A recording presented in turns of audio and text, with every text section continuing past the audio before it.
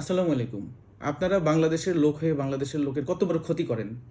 একটা ছেলে মেয়েকে স্টুডেন্টশিপের কথা বলে চায়নায় নিয়ে আসেন, নিয়ে আসার পরে ঘোড়া রাস্তা বলে পাঠান, যেটা কোনো ইউনিভার্সিটি না। আবার আপনাদের নাম লেখা থাকে টিচার হিসাবে। আমরা যখন সার্চ দিই ইউনিভার্সিটিতে আপনাদের নাম্বার বের হয় টিচার হিসেবে।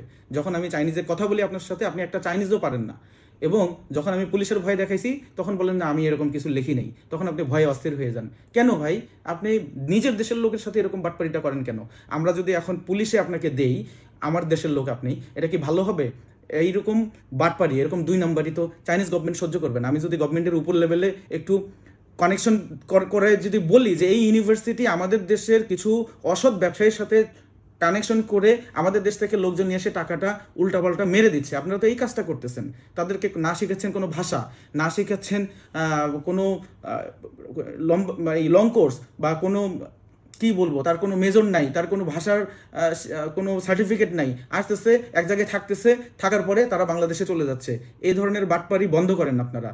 এবং আমি আপনার নাম্বারটা এখানে দিলাম না, কিন্তু আপনার সাথে যে কথা হয়েছে এই ভিডিওটা আমি দিচ্ছি প্রমাণ সহ সহ। আমার এখন শরীরে মানে আমার রাগে শরীর কাঁপতেছে, কথা বলতে পারতেছি না। ধন্যবাদ, সবাই দেখবেন ভিডিওটা, সব জায়গায় শেয়ার করবেন। কোনো স্টুডেন্ট বাংলাদেশের কোনো দালালের মাধ্যমে আসবেন না, দয়া থাক করে আপনারা অবশ্যই অবশ্যই গুগলে সার্চ দিয়ে ইউনিভার্সিটির সাথে সরাসরি যোগাযোগ করবেন। আপনারা শিক্ষিত লোক, চায়নায় পড়াশোনা করবেন, স্কলারশিপ নেবেন, একসময় আপনাদের ছেলে মেয়ে হবে, তাদেরকে আপনারা কি শিখাবেন?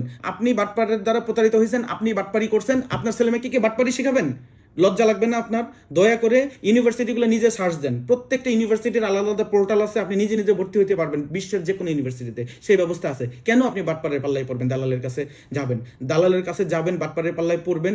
এটা তাদেরকে আপনারা সুযোগ দিচ্ছেন। খুব বেশি হলে 2-1 হাজার RMB সার্ভিস চার্জ বা 10-20 হাজার টাকা সার্ভিস চার্জ দিতে পারেন। এক একজন স্টুডেন্ট 2 লাখ 3 লাখ 5 লাখ টাকা এইভাবে নষ্ট করছে।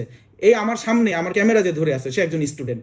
আমরা তার ফেসটা এখন দেখাচ্ছি না তার লাইফ রিস্কের জন্য। এই স্টুডেন্টটার লাইফটা কি হয়েছে?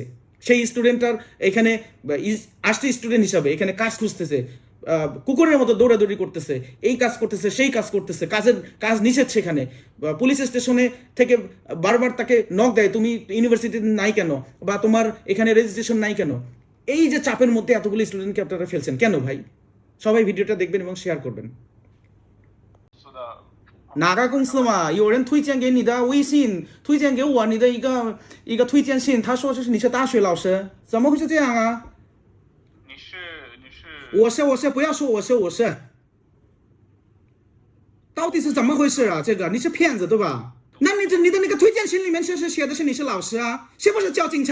然后打个电话发给你，他妈的这是骗子，就是整个中国就是你们这个。